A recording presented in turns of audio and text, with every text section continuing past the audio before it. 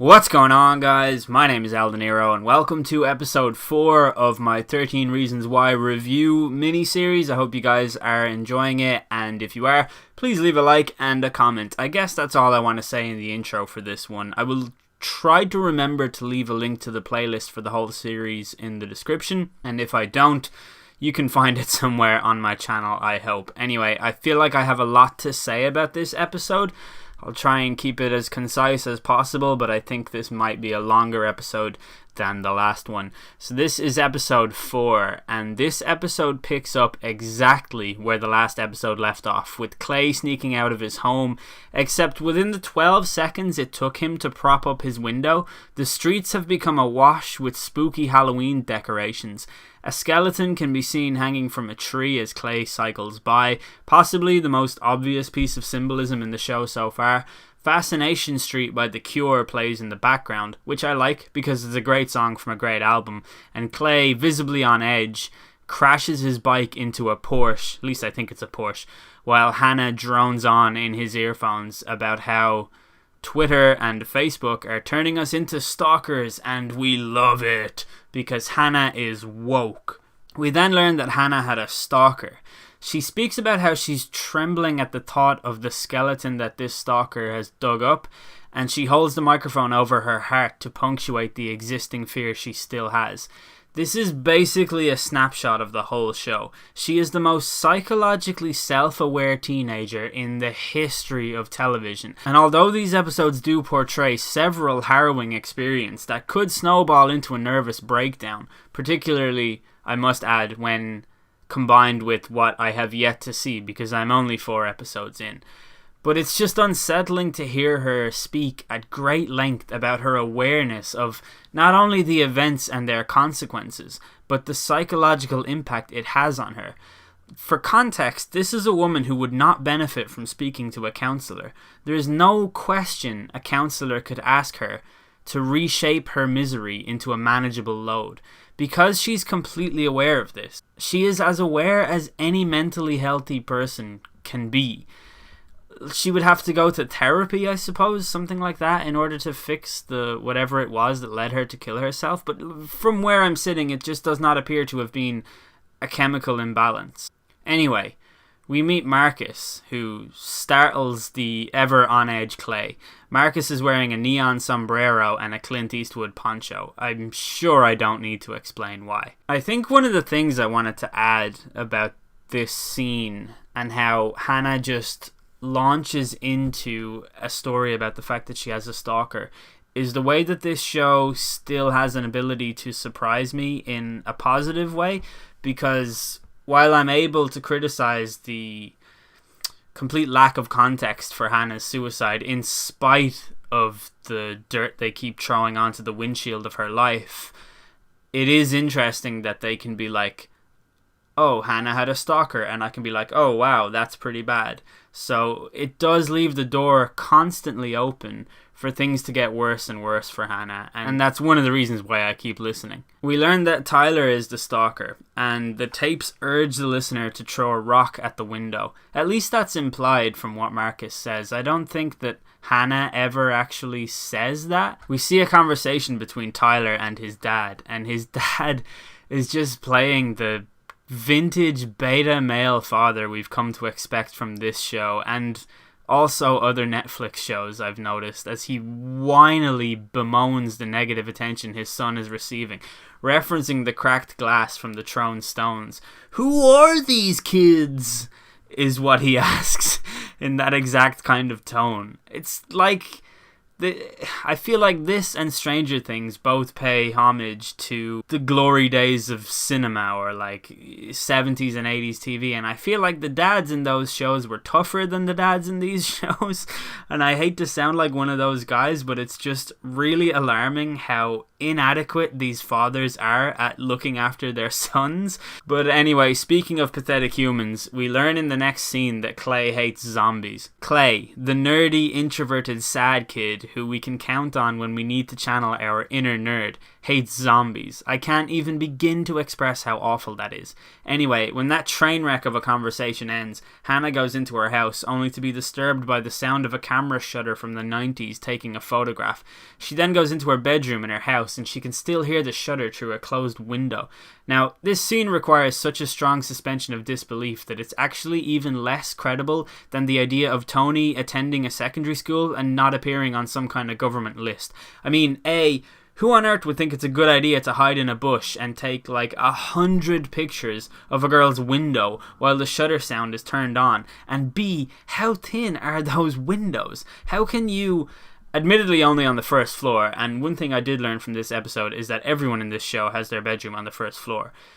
But how can you hear the sound of a camera taking hundreds of pictures? Are they not double glazed windows? If anything, this scene is a huge indicator that Hannah was a paranoid schizophrenic or suffered from some form of psychosis involving auditory hallucinations. I have a strong feeling that when I'm finished with this show, I'm going to be able to construct the most in-depth fan theory pertaining to her mental state that you will ever hear. This show is reaching Fight Club levels of delusion, in my opinion. There's a scene in the school hallway where Clay runs into Tyler to try to talk to him, and in typical Clay fashion, there's no real urgency or emotion, just really frustrating diplomacy accompanied by confusion. He ends up talking to Bryce, who invites him to his Halloween party, and Clay almost says yes, but then Uncle Tony appears from out of nowhere and reminds him that he has plans tonight. He'd already told Tony that he's going to attend his 32nd birthday tonight instead. Clay confronts Tyler in the dark room of the school, because in America, I've noticed from TV shows and movies that every school has a dark room, which is pretty cool. And Tyler justifies his creepy behaviour by claiming to have been in love with Hannah, because love gives you a divine right to commit crimes against minors, so that's good. There's also a scene where Justin and Jessica are announced as the winners of the Halloween costume contest, and Tyler says, "It's pathetic the way they celebrate themselves." I'm almost certain, after a brief profiling of Tyler, that he has all the makings of a lone wolf high school shooter. Like, I'm starting to think it's a good thing Hannah did kill herself, because if she didn't, Tyler would definitely have done it after she rejected him, and he probably would have killed a few other people as well before turning the gun on himself. Anyway, what follows here is a very convoluted trifecta of stuff going on from 3 different timelines, or 4 if you include Clay's paranoid daydreaming. So first we see Clay cycle past Hannah's house, and remember, it's Halloween. Hannah's house is being toilet papered, or paper bombed, or toilet paper bombed. What's that thing called where American kids throw toilet paper on other American kids' houses? Anyway, Clay tells the kids to get lost, and Olivia opens the door to see Clay with the toilet paper in his hand. He explains the situation and that he was a friend of Hannah and he was just cleaning up after the other kids. She invites him inside, and the scene transforms into a flashback where Hannah is in the house with Courtney, the girl from school who spoke to Clay in episode 1. She's at Hannah's house so they can set up a trap for the stalker and shine a bear light on him, revealing his identity and startling him at the same time.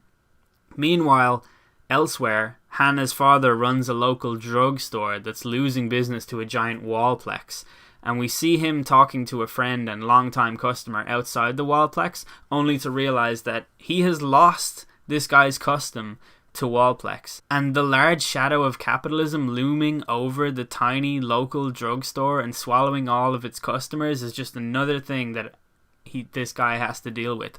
We then cut back to Clay and Olivia, where Clay has a vision of Olivia choking him out with the cable for his Beats headphones after experiencing the tapes.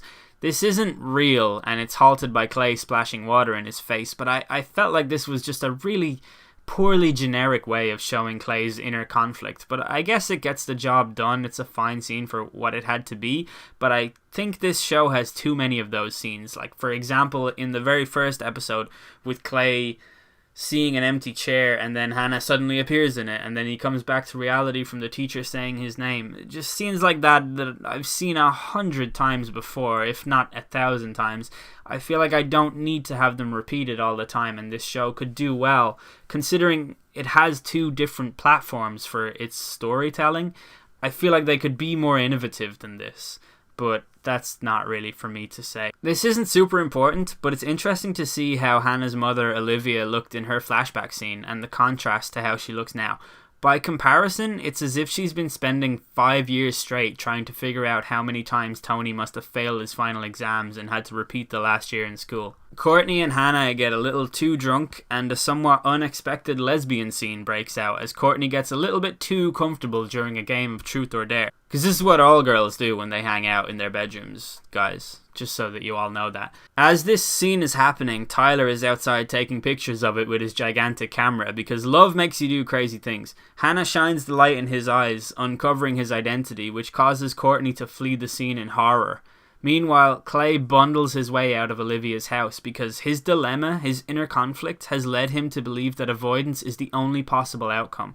We then see Olivia cut a forlorn figure as a clue to her daughter's death cycles away in confusion, juxtaposed by Hannah from the past standing in the same doorstep, piecing together the events that have just unfolded in her night. The next day, Hannah appears to retrieve all the photos from Tyler, who then asks her out because he's really good at picking his moments.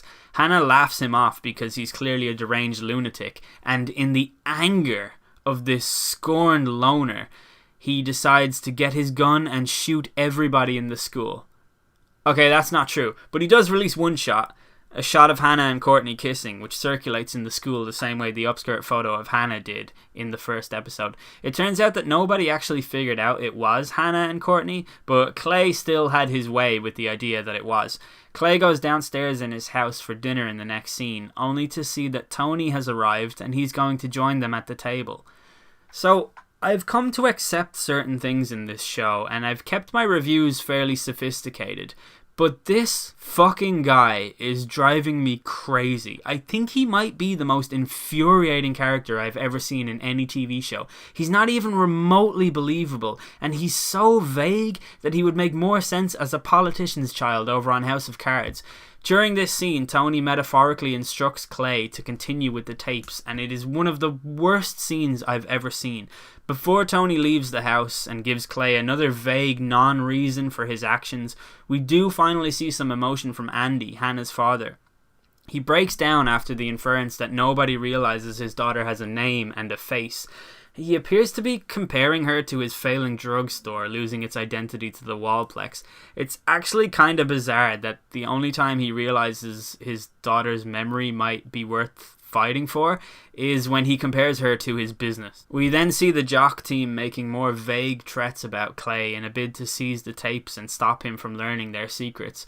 I'm not going to give too much context to this because I feel like we're going to see this exact scene getting more and more intense each time. It's going to build up a little bit more until presumably Justin does something rash and reactionary to try and limit the damage that could be caused from Clay listening to the tapes.